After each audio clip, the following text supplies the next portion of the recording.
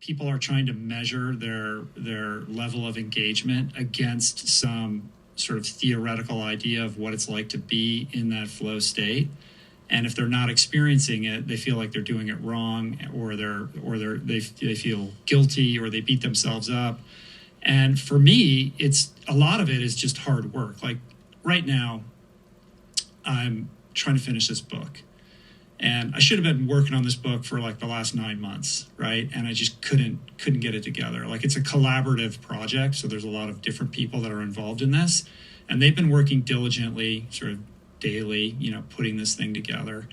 And I've just been focusing on the podcast and been unable to immerse myself in this project, because I know from past book projects, when I go all in, like the addict in me kicks in, and it's like, it just becomes my universe. And I've been completely paralyzed from taking that on.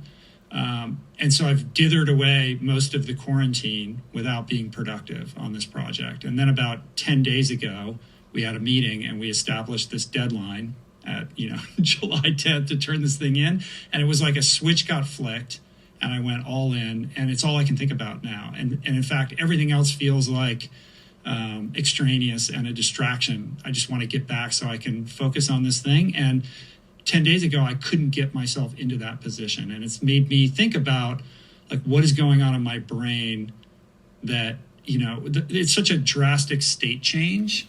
And what did I do to switch that? Well, a deadline was imposed upon me, and whatever happened neurochemically with that set in motion like a chain reaction of events that got me into the chair. And once I began the project, for me, it's all about like momentum, right?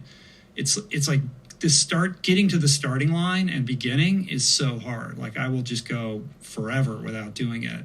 And then I'm in, and then I'm all in 110%. And I'm like, why can't I be that person who just worked on it, an hour and a half every day for the last 3 months?